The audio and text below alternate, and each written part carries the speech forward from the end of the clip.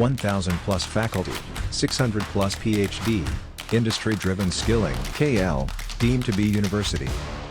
ఆంధ్రప్రదేశ్కి షర్మిల వచ్చిన నేపథ్యంలో కాంగ్రెస్ పార్టీ కొంత పుంజుకుంటుంది. ప్రస్తుతం ఆంధ్రప్రదేశ్ సంబంధించినటువంటి కాంగ్రెస్ పార్టీ 175 నియోజకవర్గాలు 25 పార్లమెంటు స్థానాల్లో పోటీ చేస్తామని ఆ పార్టీ పిసిసి అధ్యక్షురాలు షర్మిల చెప్పిన నేపథ్యంలో ఈ రోజు నుంచి అప్లికేషన్ అంటే ఎవరైతే ఆశాభావాలు ఉంటారో ఎవరైతే పోటీ చేయాలనుకుంటున్నారో వాళ్ళంతా కూడా అప్లికేషన్స్ ఇవ్వచ్చంటూ ఈరోజు ప్రకటన చేయడం. మొదటి అప్లికేషన్ కూడా కాంగ్రెస్ పార్టీ వ్యవహారాల ఇన్ఛార్జి మాణిక్యం ఠాకూర్ తీసుకున్నారు. వరుసగా చాలామంది 175 నియోజకవర్గాల నుంచి ఆశాభావాలు వచ్చి తమ అప్లికేషన్ ఇస్తున్నారు. అయితే కాంగ్రెస్ పార్టీకి సంబంధించినటువంటి అప్లికేషన్లో ఏముంది, ఏ డేటాని దాంట్లో పొందుపరిచారు, కాంగ్రెస్ పార్టీ ఎలాంటి అంశాలను క్రోడీకరిస్తూ అప్లికేషన్ ఏర్పాటు చేసింది ఒకసారి చూద్దాం. ప్రస్తుతం నా చేతిలో అప్లికేషన్ సంబంధించినటువంటి డీటెయిల్స్ ఉన్నాయి, వాటికి సంబంధించిన వివరాలు మీకు అందిస్తాం. ప్రస్తుతం చాలామంది ఎస్సీ ఎస్టీ మైనార్టీకి సంబంధించినటువంటి నియోజకవర్గ నేతలు మాణిక్యం ఠాకూర్కి అప్లికేషన్ అయితే ఇవ్వడం జరిగింది. ఒకసారి ముందుగా చూస్తే కనుక ఇది లోక్సభకి ఎంత ఛార్జీ, అసెంబ్లీకి ఎంత ఛార్జ్ అనేది ఇక్కడ మెన్షన్ చేశారు. For Lok Sabha 25,000 for general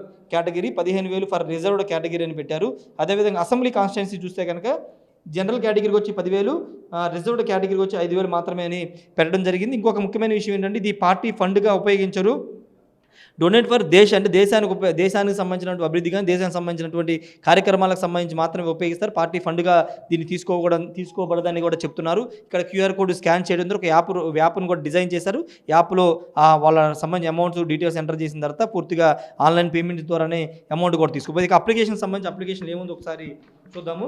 application ఇది కాంగ్రెస్ పార్టీకి సంబంధించినటువంటి అప్లికేషన్. ఒకసారి చూస్తే Andhra Pradesh Congress committee assembly election 2024 candidate application form అని ఉంది. మొత్తం 8 పేజీలకు సంబంధించినటువంటి అప్లికేషన్ అయితే ఇక్కడ పొందుపరిచారు. ప్రస్తుతం చూస్తే కనుక ఇక్కడ assembly name of assembly constituency, number of assembly constituency, name of parliament constituency, name of new district అని మెన్షన్ చేశారు. ఇటువైపున ఫోటో క్యాండిడేట్ ఎవరైతే ఉంటారో వాళ్ళ ఫోటో ఇక్కడ అందించాల్సి ఉంటుంది. ఇక్కడ నేము బ్లాక్ లెటర్స్లో, date of birth, age, gender mention చేశారు.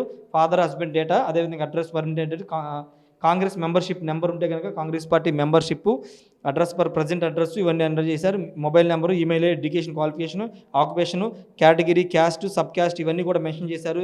జనరల్ అయితే జనరల్, ఎస్సీ అయితే ఎస్సీ, ఎస్టీ అయితే ఎస్సీ, ఓబీసీ, మైనార్టీని మెన్షన్ చేశాక రెండో పేజీలో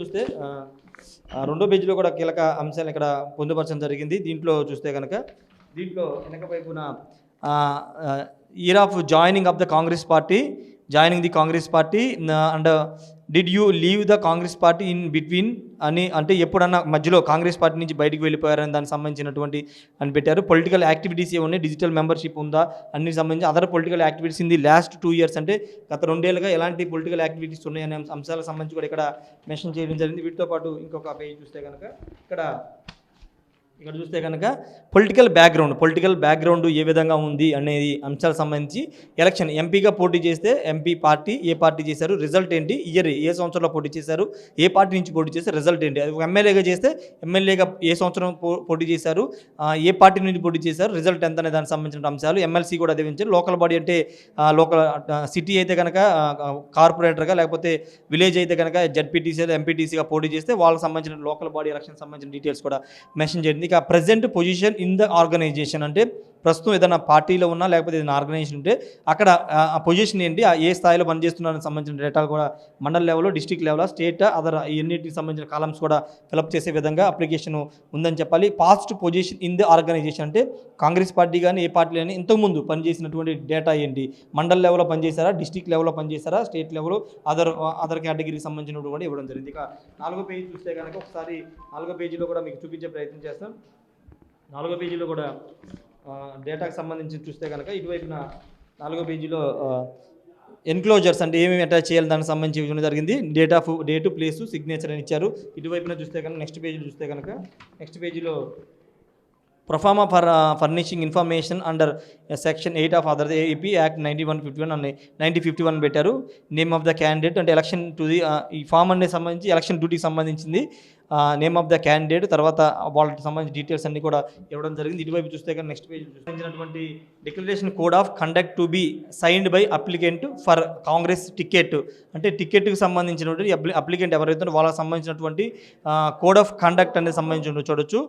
అంటే ఇక్కడ I shall at all times upload to dignity of human beings, particularly women, observe violence, promote peace, harmony and ఫ్రెటర్నిటీని అక్కడ క్లారిటీగా అంటే ఎలాంటి ఇబ్బందులు అంటే అతని క్యాండిడేట్కి ఉన్నటువంటి ఏమైనా బ్యాక్గ్రౌండ్లో ఏమైనా ఉన్నాయా, కేసులకు సంబంధించి లేకపోతే ఏదైనా వేధింపులకు సంబంధించి ఇలాంటి ఏమైనా అనేక సంబంధించినటువంటి డేటాని వాళ్ళకి సంబంధించినటువంటి ఇవన్నీ కూడా వాళ్ళు అంగీకరిస్తున్నట్లు వాళ్ళు ఒక సంతకం కూడా పెట్టాల్సి ఉంది. అన్నింటిని ఆమోదించిన తర్వాత వాళ్ళు వాళ్ళకి సంబంధించినటువంటి అవేమి మేము చేయలేదని మెన్షన్ చేస్తూ వాళ్ళ సంతకం కూడా పెట్టాల్సింది. ఇలా 8 పేజీలతో ఈ మొత్తం అప్లికేషన్ అయితే ఉందని చెప్పాలి. పూర్తిగా ఈ రోజు నుంచి అప్లికేషన్లు అయితే తీసుకున్నారు. మొన్న షర్మిల కూడా చాలా స్పష్టంగా చెప్పారు, డోర్స్ అన్ని ఓపెన్ అయ్యాయి. కాంగ్రెస్ పార్టీ నుంచి బయటకు వెళ్ళినటువంటి వాళ్ళందరూ కూడా తిరిగి రావాలని ఒక పిలుపిచ్చారు. నేను రెడీనా, మీరు రెడీ అంటూ ఒక పిలుపునిచ్చిన నేపథ్యంలో ఎంతమంది వస్తారంటే ఇప్పుడు చాలామంది నియోజకవర్గాల్లో టికెట్ రాని వైసీపీ, టీడీపీ, జనసేన ఇతర పార్టీల నుంచి ఇప్పుడు కాంగ్రెస్ వైపు అందరూ చూస్తున్న నేపథ్యంలో నియోజకవర్గాల వారికి ఎంతమంది మంది వస్తారో చూడాల్సిన అవసరం ఉంది. ఈ రోజు నుంచి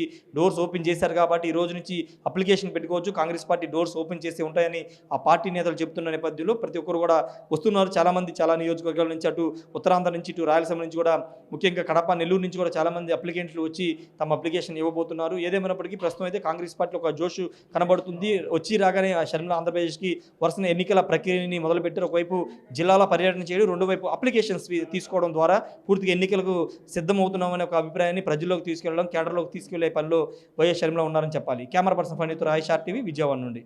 మరిన్ని వీడియోస్ కోసం ఛానల్ ని సబ్స్క్రైబ్ చేయండి. లేటెస్ట్ అప్డేట్స్ కోసం వాట్సాప్ ఛానల్ ని ఫాలో చేయండి. అండ్ లింక్ డిస్క్రిప్షన్ లో ఉంది.